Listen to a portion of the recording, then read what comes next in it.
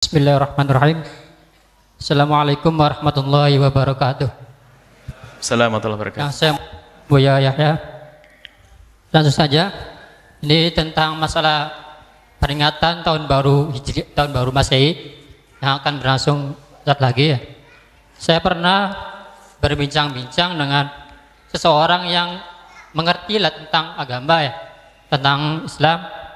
Kenapa ikut-ikutan gitu Bu ya? Kenapa ikut-ikutan merayakan tahun baru Masehi? Terusan mereka atau para tersebut berbicara seperti ini. Kita ikut karena tahun baru Masehi itu digunakan oleh pemerintah. Jadi ikut karena ikut pemerintah merayakan tahun baru Masehi. Sekian, Assalamualaikum warahmatullahi wabarakatuh. Tentang bulan apa tahun baru Masehi. Tahun baru Masehi bukan yang dipermasalahkan adalah zatnya bulan dan hari, akan tapi kebiasaan dan kebudayaan yang terjadi di tahun baru tersebut. Apa yang dilakukan oleh umat saat itu? Berhura-hura, berfoya-foya. Dan yang banyak merayakan ini adalah orang di luar Islam sana karena bangga dengan tahun baru mereka. Kemaksiatan di dalamnya. Jadi yang kita hentikan adalah kebiasaan. Kebiasaan jelek. Sehingga anak Pak Haji dan Bu Haji itu yang niup trompet, setelah itu ada yang mabuk. Sebab di Indonesia itu kaum musliminnya minoritas. Bagaimana kok alun-alun penuh tuh? Sementara orang-orang Nasrani banyak di gereja saat itu. Mereka berdoa dan sebagainya. Lihat. Apa yang dilakukan oleh anak-anak kaum muslimin saat itu? Ya? Berhura-hura, belum tadi setelah itu berantem. Dan 6 tahun yang lalu ada yang mati. Lihat. Kita tidak melihat tahun-tahun berikutnya. Karena kami yang ingat pada 6 tahun yang lalu. Mati. Berantem. Mabuk dan sebagainya. Jadi mengikuti budaya-budaya kafir itulah yang tidak diperkenankan.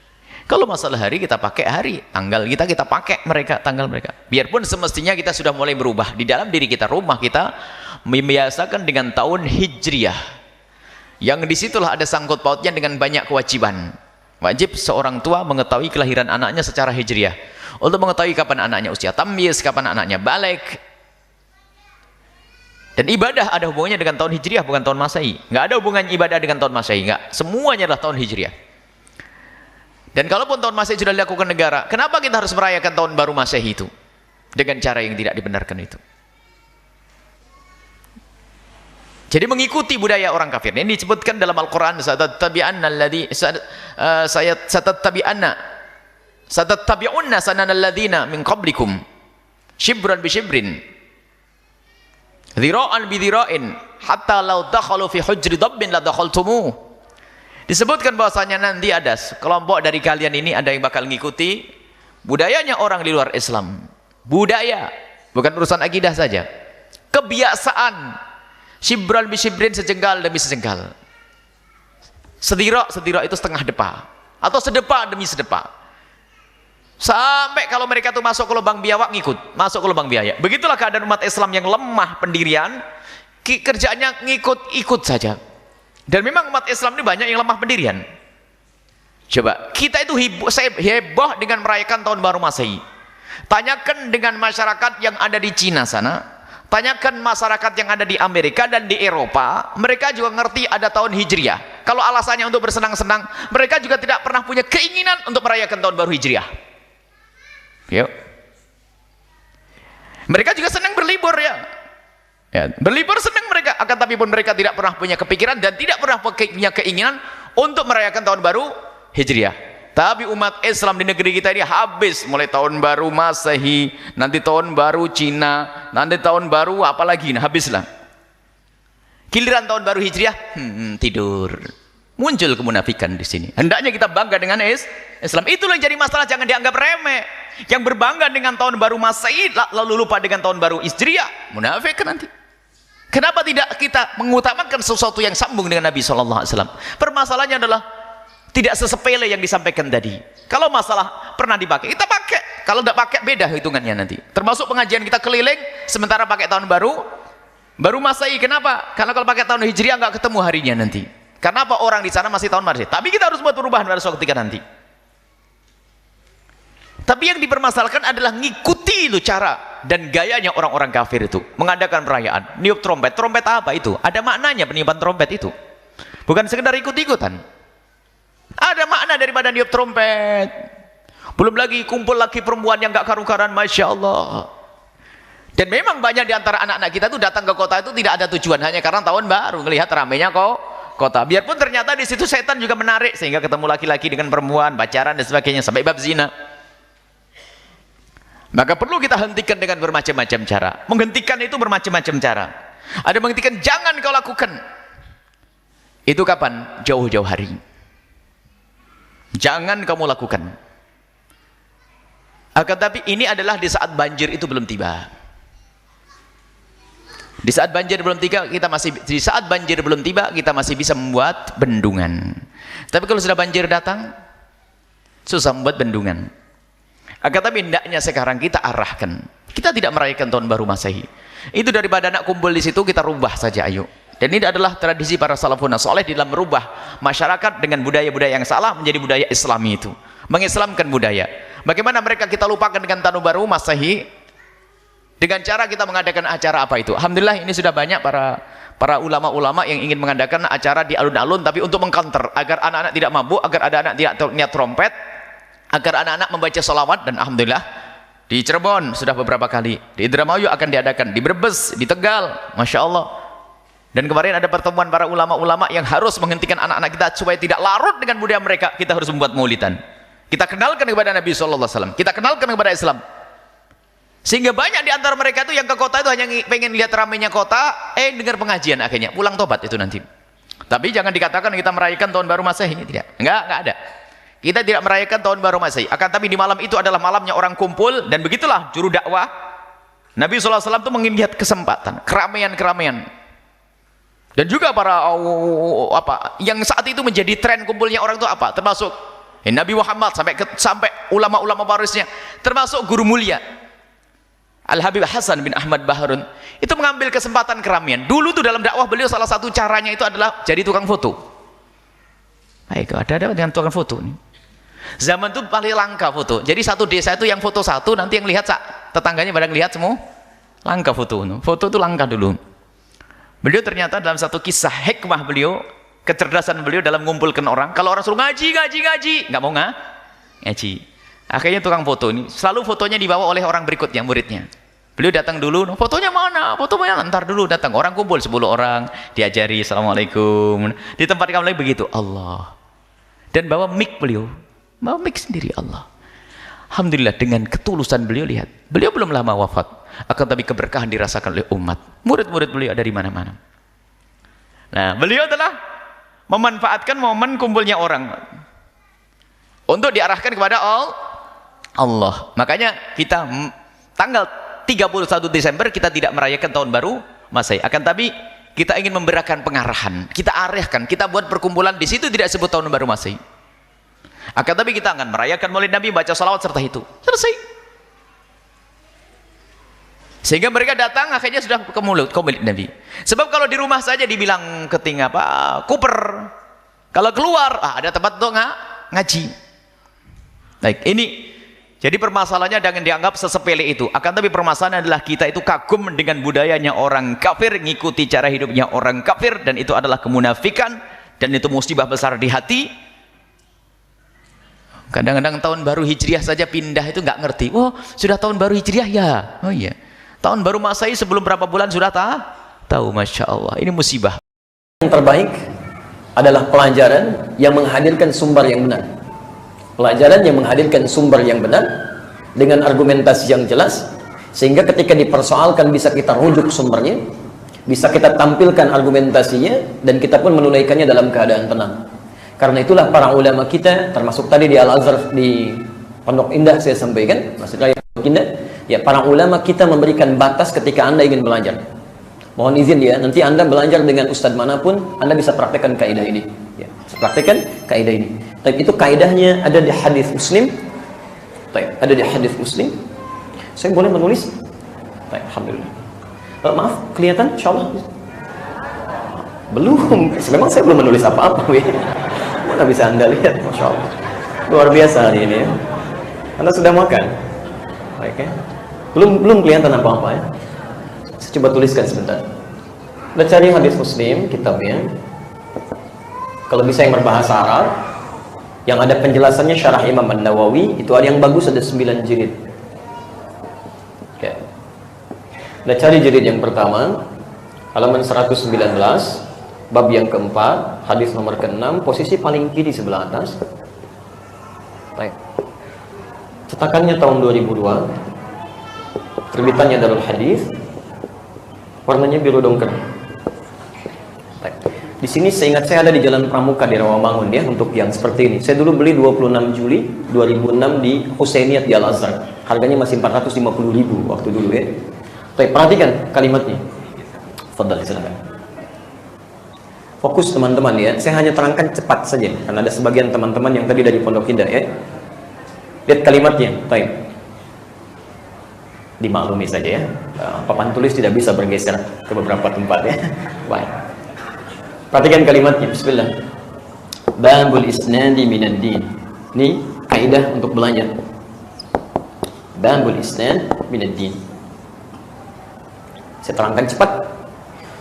Babul isnad, bab yang menerangkan bahwa isnad itu asalnya berasal dari kata sanad, as-sanad. Ya, sanad itu adalah silsilah atau runtutan riwayat yang sampai ke sumber aslinya. Jadi kalau Anda terima informasi terus dilacak sampai ke sumber primernya disebut dengan sanad. Di hadis ada sanad, ya.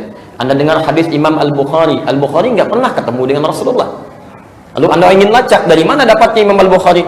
Anda cari 1, 2, 3 dari si fulan sampai ketemu dengan Rasulullah SAW. Itu disebut dengan sanad namanya. Jelas? Baik.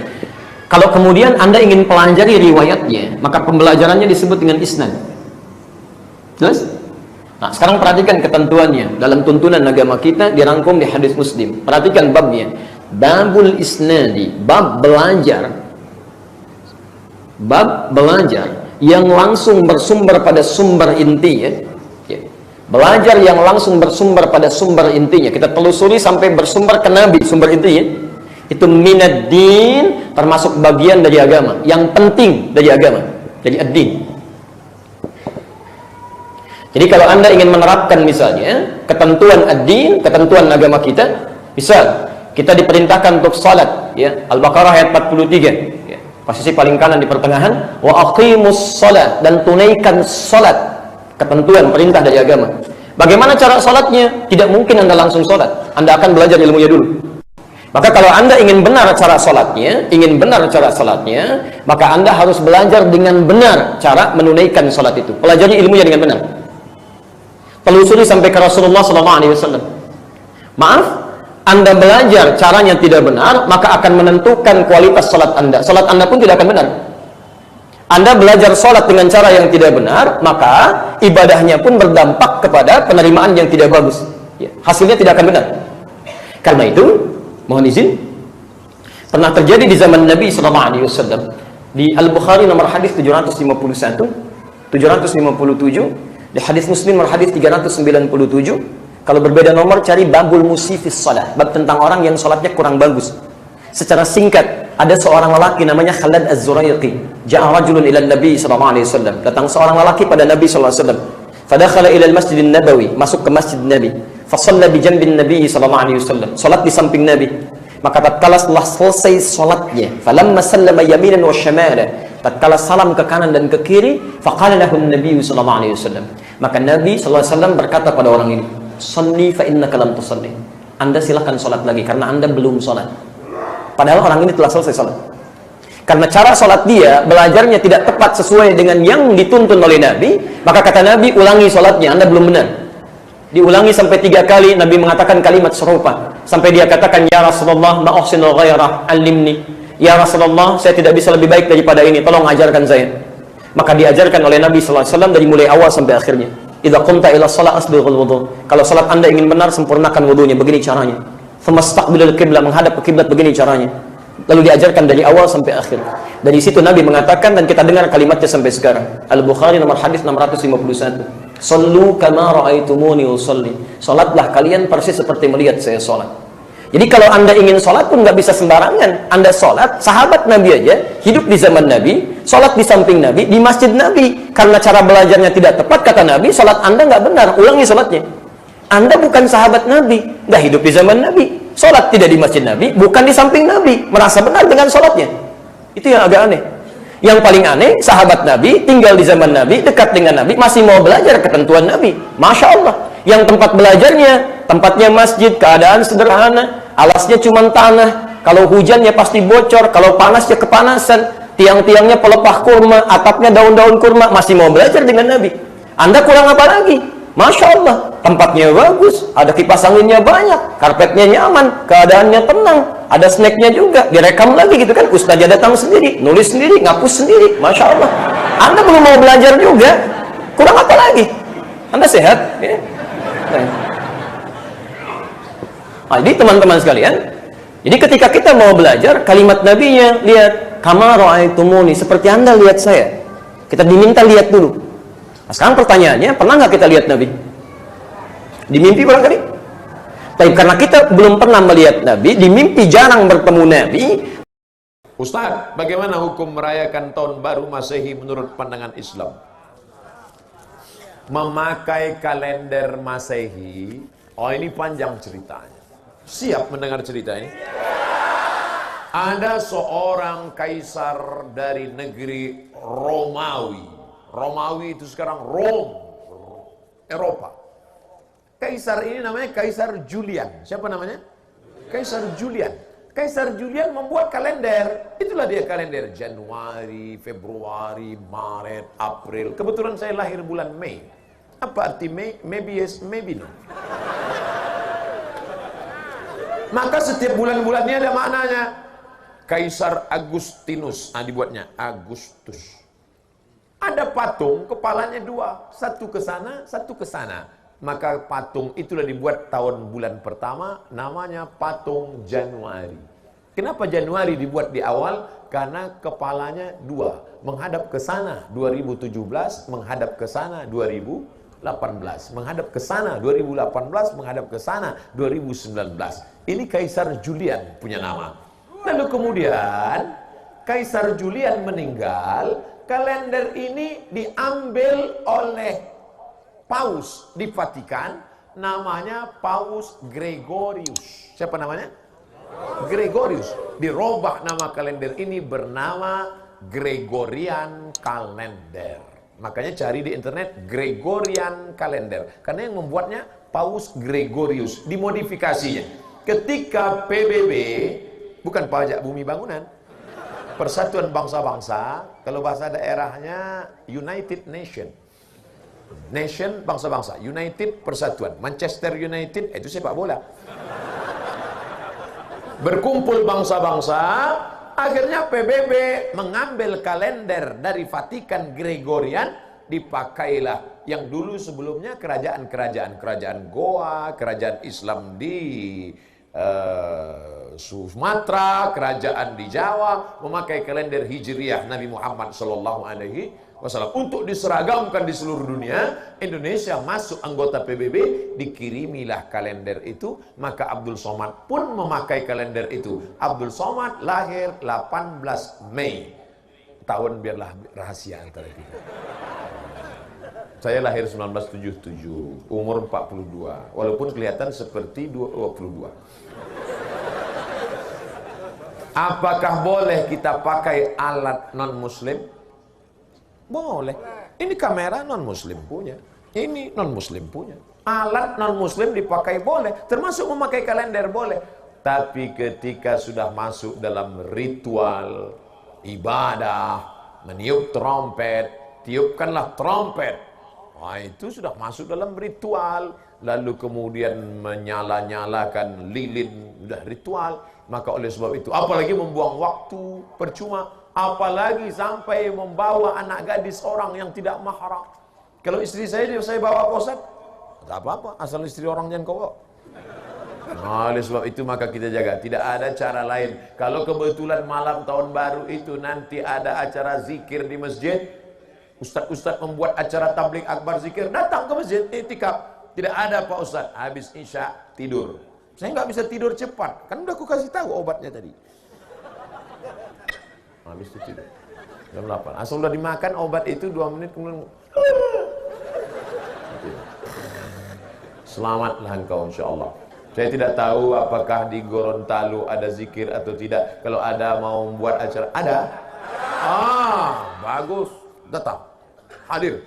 Pokoknya datang. Zikirnya dibuat dari jam 9, 10, 11, 12. 1 iktikaf, salat tahajud, pulang. Supaya selamat anak-anak kita. Bonceng. Buat besar-besar stiker di motor. Say no to bonceng. Katakan tidak bonceng. Di spot belakang, say no to bonceng. Di depan, say no to drug. Katakan tidak pada narkoba. Amin.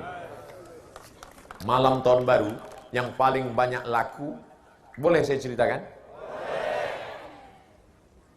Sabu-sabu. Yang kedua, kondom. Tadi kan udah janji. Saking banyaknya orang buat dosa. Ustaz Somad, besok Ustaz datang ke kampung kami ya, acara malam tahun baru. Saya mau kumpulkan anak muda semua supaya jangan keluar. Kenapa Pak? Saya sudah tanya tukang ayam, 2000 ayam laku, mereka bakar. Membakar ayam tidak salah. Tapi ketika meyakini makin banyak asapnya naik ke atas, maka rezeki makin banyak. Sudah merusak akidah kepada Allah. Dan yang paling celaka Pak Ustadz, orang tahun baru bukan cuma ayam dia bakar, ayam orang pun dia bakar juga. Nauzubillah. Makanya nanti tidak ada alasan kalau ditanya Allah kepada Bapak Bupati, kepada Bapak Wali Kota, "Oh Bupati, kenapa wargamu malam tahun baru tetap buat dosa?" Aku sudah buatkan zikir ya Allah, mereka tak datang. Maka alhamdulillah kita jaga negeri ini supaya tetap menjadi negeri baldatun thayyibatun rabbun ghafur.